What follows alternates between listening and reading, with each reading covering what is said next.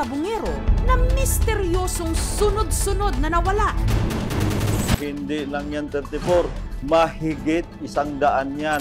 Sa Taal Lake, dyan umano sila itinapon. Ina-recover pong sako ng mga buto sa gilid ng Taal Lake. Iniahon mula sa Taal Lake ang 4 na sakong ito kanina. Humina kasi ang benta ng ilang isdang hinahango roon. Kabilang ang tawilis na sa Lake Taal lamang natatagpuan.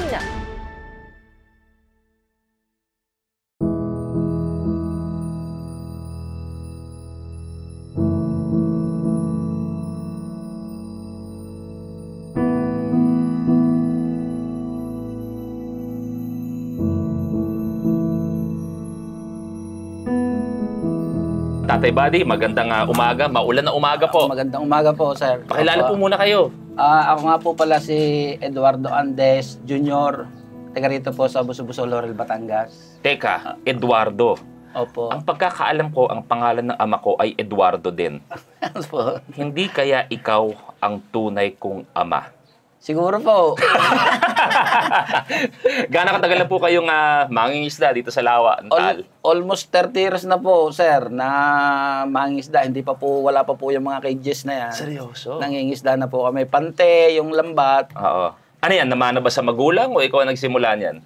Dahil yun lang po ang talagang hanap buhay ng mga tiga rito. Eh, siyempre, natutunan na rin po. Dahil yun lang po talagang hanap buhay ng mga tiga rito, pangingisda.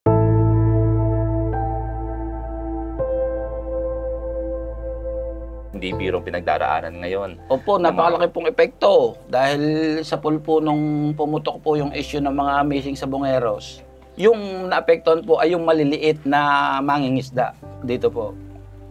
Lalo po yung kapares po namin.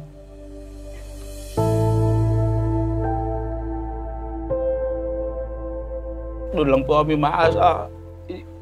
Walang bumibili. Napansin niyo ba agad-agad na nangyari o nung nagsimula pa lang yung balita, napansin niyo medyo pababa na pababa yung bagsak natin Opo, napakalaki po nung ibinagsak talaga. Although yung iba po nakakahuli. Ang problema, wala namang bumibili. Kwentuhan natin nung kalakasan po, bago pa yung issue po, bago pa lumabas. Sabihin na rin natin, kung sinuswerte kayo sa huli, magkano pong naiuwi ninyo? Nung wala pa po yung mga issue na yan, meron po kami mga screen. Kung tawagin po dito yung patanga, yung panghuli ng tilapia. Pasok lang. Opo. Every 4 days o every week, pag nag-aangat po kami, pag marami kayong screen, minsan nakaka 50 kilos, 100 kilos. Tapos kung ang bibili po ay yung mga kapwa rin vendor, yung naglalako. Ang bibili sa amin dito, bali mababa lang po, pumapatak lang po, pinakamataas 80 pesos per kilo, 70. Oo. Dahil ilalako pa nila. Ngayon, wala talaga. Totally wala. Pag kunwari, sinabi nyo nga dati, kung kunwari maganda yung huli. Opo. Magkano naiuwi nyo sa pamilya ninyo? Makakaano po kayo ng mga 4,000. Wow. Sa 70 to 80 kilos po ang kilo. Ang laking bagay nun. Opo. Tay Buddy, sa tinagal-tagal nyo rin po mangingisda din dito, parang ngayon lang nagkaroon ng ganitong issue. Ngayon lang po. Dahil nung nagbulkana naman noon, hindi naman ganyan kagrabe. Hindi, iba yun. Iba po. Hindi po naapektuhan yung marketing ng isda. Nung kumalat na po yung mga balita, tinatanong po ba kayo na, Tay Buddy, totoo ba yung naririnig namin? Ang tawilis ba? Ang tilapia po? Ang maliputo ba? Ay, safe ba talaga? Ay, sinasabi ko po talagang safe kainin. Kaya nga po sabi ko, yung iba, kung sila ay nag-aano sa social media, pakalat nila na talagang ang isda dito po sa Lawa ng Taal ay safe. Dahil ang isda po dito, wala po ditong isda na kumakain po ng karne. Wala po ditong isdang carnivorous. Puro plankton ang kinakain nila. Kahit pa paano, komportable ang kita bago yung issue. O eto ngayon, nasabi nyo nga, nahihirapan kayo doon sa mga pag-ipapasa nyo sa mga maglalako. Hirap din sila ibagsak sa Metro Manila. Opo. Kamusta po kayo ngayon? Paano yung pang-araw-araw ninyo kung gano'ng kalaki ang tama sa inyo? Sa ngayon po, ito pong almost mahigit na pong 2 linggo na nangyayari po yung issue na yan. Sa ngayon po talagang zero. Wala pa pong alternate na hanap buhay na pamilya. Pwedeng gawin. Opo, dahil doon lang po kami nakatutok sa pangingisda. Siyempre, maninibago po kami. Matagal po bago makakuha ng alternate na ibang hanap buhay. Paano yung pang-araw-araw? Siyempre, lahat naman tayo may bayarin sa buhay. Opo, dumidiskarte po ng ibang pagkakakitaan. O kaya naman, pares po noon si Mayor nagbigay ng ayuda nung siya na lang pong pinagkakasya muna. Alam naman natin na handa naman po ang ating ang LGU. Opo, Ang, DSWD po namin ay namigay na po ng mga... ano sabi ng pamilya mo? May asawa at anak? Meron po. Ano sabi nila? Na medyo yung komportable sana ang pamumuhay, biglang sa 2 linggo, nagbago mo ng lahat. Naunawaan din naman po nila yung sitwasyon. Tay Buddy, sa lahat ng mga nanonood po ngayon, naniniwala ako na pag galing mismo sa isang katulad mo, mas makikinig po sila. Anong gusto niyo sabihin po sa lahat ng mga nanonood ngayon? Ang gusto ko lang po sabihin sa lahat po ng mga nanonood, ang isda po dito sa Taal Lake ay napaka-safe pong kainin. Wala po kayong ipag-aalala kung kakain po kayo ng isda na galing po sa lawa ng Taal. Dahil yan po talaga ay masustansya. At saka unang-una po, hindi yan po kumakain ng karne. Yan po hindi, wala pong carnivorous na isda po dito sa lawa ng Taal. Gusto ko lang idagdag din, kanina nag-uusap nga kami ni Tatay Buddy na kahit ako, may ilang mga kaibigan ako na sinishare yung mga content, yung mga post na... Yun lang po talaga nagpapaano sa yung mga content ng iba na pinalalala nila ang sitwasyon. Na yung ginagawang patawa, Opo. 'di ba? Na yung kumakain ng tao, kinakain yung mga kalansay. Pero kung alam nyo lang kung paano naapektuhan talaga ang ibang mga mangingisda natin na kung ano yung tawa para sa iba, apektado naman ang kabuhayan para sa iba. Opo, napakalaki pong epekto para po sa maliliit na mangingisdang kapares po namin. Yung epekto po ng issue ng mga sabongero na yan. Sana po matapos na. Kung ano man po yung gusto nilang ipalabas na issue na yan, matapos na po sana para kami naman ay makausad na. Sa lahat ng nangyayari, Tay Buddy, ano pa ang dasal nyo na sana mangyari? Dasal ko po talagang matapos na po yung issue. Para po balik normal na kami.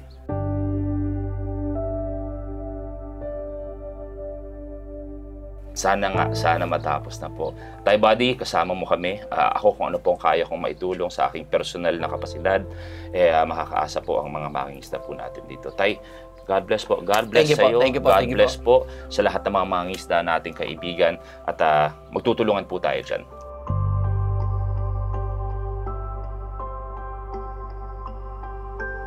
Ako po si Mario Pisigan, na lihitimong dito sa Barangay Buso-Buso, Laurel, Batangas.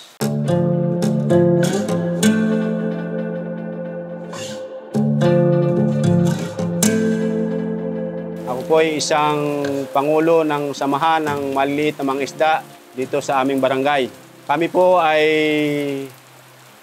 lubhang apektado sa lumabas na balita at kasalukuyang pinaghahanap na mga sabungero dito sa aming bayan.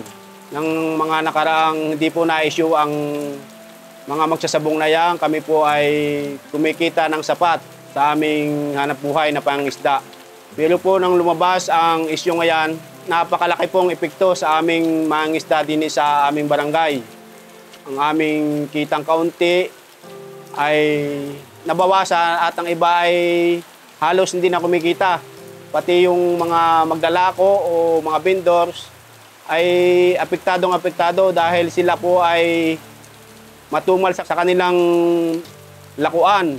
Dahil ang karamihan po nga po ay binabalik pang ibang kanilang paninda. Kaya napakalaki pong epekto ng isyong ayan. Bagaman may issue pong ganun dito sa Lawa ng Taal, ang produkto po dito sa Lawa ng Taal ng mga isda ay sipong kainin. Sa katunayan po ay yan lagi ang aming ulam. Diyan po kami nabubuhay.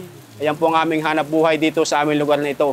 Ayan po ang aming pangunahing source of income. Kaya sana ay matapos na ito at sa aming inananalawigan na sana ay kami ay masuportahan din sa aming mga pangailangan dito sa aming hanap buhay na dini.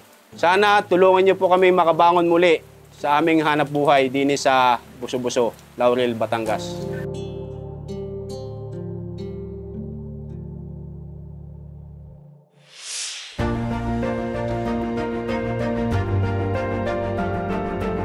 Kaya lang, syempre hindi natin maaalis na meron pa rin po tayong mga mangingisda. Sila ang most affected dahil po sa issue ng Taal Lake. Pinapangako ko, sama-sama po kami at handang bigyan ng solusyon ang pangangailangan ng Batangueñong nangangailangan.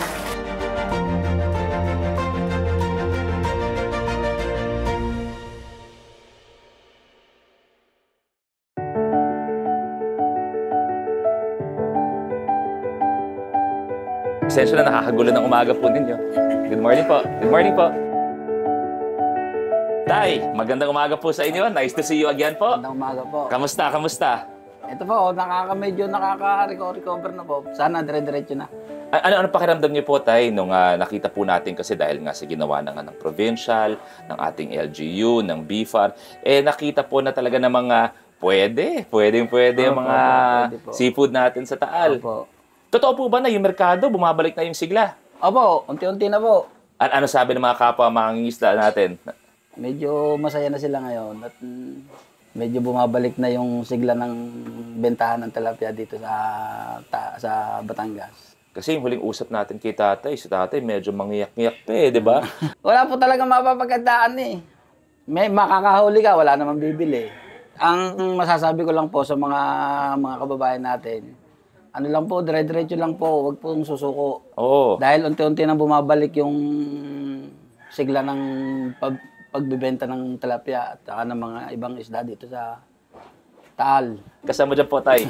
At may munting handog po kami. Pantawid lang ng konti dahil binigyan nyo kami ng oras. Eto, may konting pagkain po, may konting bigas po, may konting ito po mula po sa inyo. Salamat po. Sige, Tay, yan po. Maraming salamat po. May konting gamot din po dyan. Marami pang tulong ang darating para sa inyo, para sa iba't ibang mga sektor mula po sa akin din.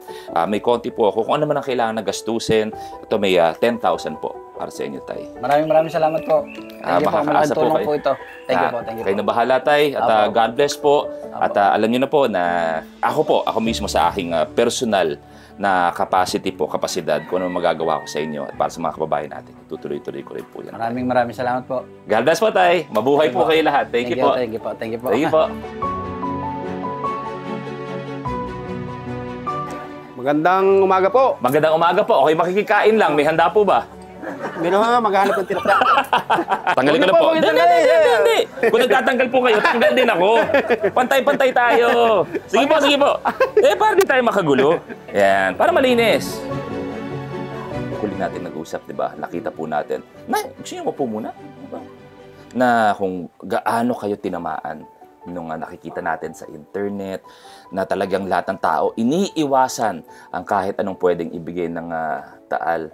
Pagkatapos po ng mga ilang araw, pagkatapos nung nag-boodle fight tayo, naramdaman niyo ba agad yung pagbabago o hindi kaya bigla na lang, kumbaga dahan-dahan na nabalik yung sigla? Ang totoo po niyan hindi po naman bigla. Dahan-dahan po na namin naramdaman na maluwag na ang aming bintahan at pati yung mga nakuha sa amin ng aming produkto naming tilapia ay ayos naman daw ang kanila. Hindi na po na ibabalik ang kanilang mga panlako. Tapos kung di ako nagkakamali, na nireport din po sa akin, yung naging presyuhan po sa merkado, umabot ng pinakamababa yata, 40, 50, parang gano'n, na tinatanggihan pa nga minsan. Ganun nga po nangyari yung mga nakaraan, yung hindi pa tayo po nakakapag-budol fight dyan sa resort. Yung nalaman po siguro nila at naipo sa social media na safe po naman talagang kainin ang tilapia dito sa Talik, ay nanumbalik naman siguro ang karamihan po. Tay, anong gusto nyo sabihin sa lahat ng mga, unang-una, sa mga mangingisda po natin, yung nakaramdam ng lungkot, nakaramdam ng medyo, ano ba nangyayari ngayon sa industriya natin? Pero ngayon, nanumbalik na po yung sigla. Tayo po ay, una Diyos, ramdam po na tayo po ay umuusad na sa ating produkto na tilapia. Hindi na po tulad ng dati na panay ang hinaing ng mga tulad natin, mga kababayan natin na talagang hirap ibenta ang tilapia natin. Sa nangyari nga pong ginawang programa nakaraan ay napakalaking bagay po na ginawa ng sa Kapitolyo at ano pong sasabihin sa kanila? Provincial government. Ako po ay lubos, nagpapasalamat sa ating pong inananalawigan kay Gov. Vilma Santos at sa kanya pong butihing anak, kay Paring Luis. Thank you po. Sa pag-aabala po dito sa aming lugar na kami po ay talagang inaaba o kung sa salita pong inaaba, kami po ay talagang tinutulungan sa aming mga problema na nangyari dito sa Talik. At ganoon din po sa aming pong lokal na pamahalaan sa panguna po ng aming Mayor Lindon at sa buong sanggunian po. Kami po ay nagpapasalamat dahil po sa kanilang paglulunsad ng programa na maipakita sa buong bansa o buong mundo na ang produkto sa lawa ng Taal ay safe pong kainin. Pero may munting ano lang ako, munting regalo lang po sa inyo. Pantawid lang, ako'y natutuwa naman na nanumbalik na ang sigla ng ating mga mangingisda ng bentahan. So konting tulong lang po. Kami po ay lubos na nagpapasalamat sa inyo. At hindi lang po yan, kung ano po nararapat po ninyong gamitin, kung may pangangailangan po, mula sa akin may 10,000 pa po kayo. Aba, napalaking tulong po nito sa inyo. Maraming salamat po natin. Kaya God bless po. Napakabuti ng Panginoon at lalong higit kayo po ay ginamit dito sa aming lugar para makatulong na talagang may angat ang aming hanap buhay muli. Tayo din naman magtutulungan. Salamat po, salamat. God bless po tayo.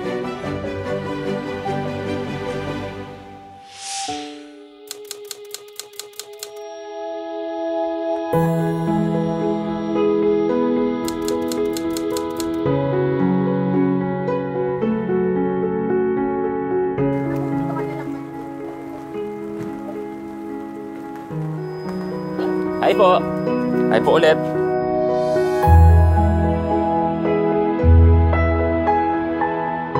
Palaya mo, Rich? Ferry. Hi, Ferry. Balita ko may pinagdaraanan ka pagdating sa kalusugan mo. May sakit po sa puso. Ano ba yung sakit mo sa puso? Congenital heart disease. Okay, so para sa kaalaman ng lahat, si Ferry kasi ay may congenital heart disease. Kumbaga, may sakit po ang kanyang puso. At the same time, may scoliosis ka pa. Tama.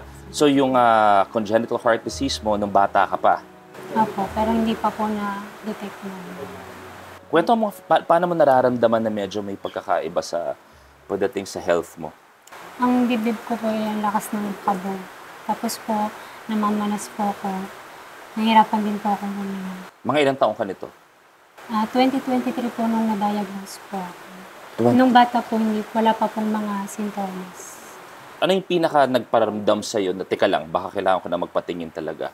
Nahilo po ako, tapos po, hindi na po ako makahinga talaga. Namamanas po. Tapos po, habol na po ang hininga ko, hinihingal po.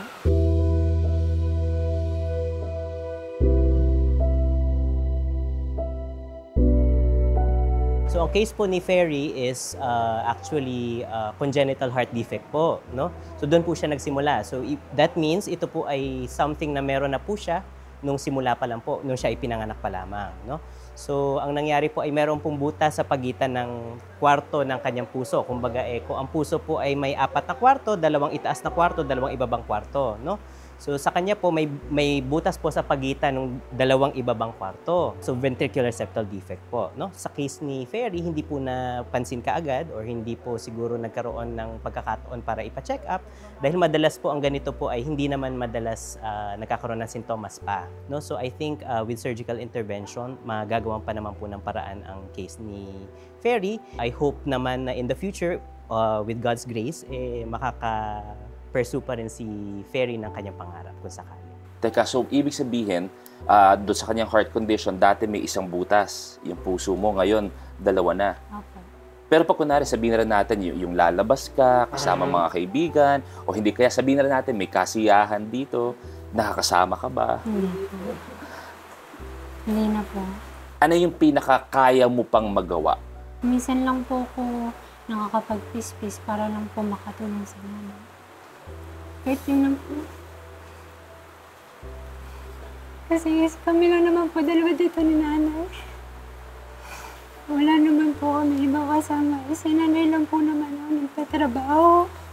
Kasi kahit po, Nakakagulat po kayo, Nay. kahit po nahihirapan din siya, alam niyo po, walang ang gumagawa dito. Kaya tinutulungan po ako. Ayaw ko na nga po siyang pagawin. Dahil nga po pag napapagod, nakikita ko. Ramdam po. Yung ganito. Anong pakiramdam po, Nay? Nasa edad kasi ni Ferry, dapat ano yan? Lumalabas, kasama mga kaibigan, nagkakasiyahan, pag may fiesta, pag may patawag. Hindi po nila nagagawa. Sabi po nung matanda niya siya, hindi na po nila nagagawa. Yung po minsan, ito pong medyo 2025 po, hindi po nakaka-recover po. Nakakasimba po naman siya. Nakapagtapos ka ba? Hindi. Hindi po. Dapat po ngayon, ngayon po yung ano Sana. po, ay dapat po siya graduate. Ayan po ay running po yan sa SUMA. Kung sakasakali ba, ano sana? Anong gusto mo maging? Teacher po.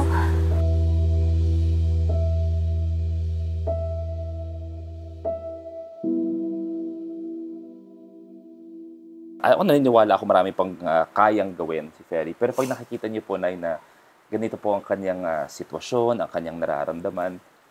Naku, mas lasa kong pag babaksak din ako dahil nga naawa nga po ako. Yung nga po, kahit po kayo minararamdaman, may talagang pinipilit ko pong igayod siya ng kuwang kahit nga po sa mga pagkain na. Talagang pinipilit ko po kahit po kayo minararamdaman. Basta ako nga po na-hospital din. Ito pong nagdaang kami bakit po? Nagkaroon po ako ng sa baga. Siguro nga po sa sobrang pagod. Pagod na rin. Po, dahil ako nga alam po sa kanina. Si Nanay, dapat medyo relax na po ng konti si Nanay. Mag-i-enjoy nila sa buhay. Pero ano pakiramdam, nakikita mo yung tutok pa rin niya sa'yo na hindi siya nawawala sa tabi mo. Kaya din po ako siguro lumakas. Isa po si Nanay sa pinagkukunan ko ng lakas. Dati po kasi nakahiga lang po talaga ako. Hindi po ako nakakatayo. Lahat po si Nanay ang nakilos para sa akin. Ngayon po na nilakas po ako. Salamat po sa Panginoon na binayaan niya po ako ng lakas. Pag po nakikita ko si Nanay, sa kanya po ako umugot ng lakas. Simple lang po ang pangarap ko. Nung maayos po kami ng pamilya ko. Isa kasi po sa aming magkakapatid, wala pong nakapagtapos. Pangarap po ni Nanay na kahit isa man lang po sa amin makapagtapos. Ako po yun kasi po napatigil po ako sa pag-aaral. Gusto ko po na makabawi pa sa Nanay. Pero hindi ko po alam kung paano ko po magagawa. May sakit na po ako.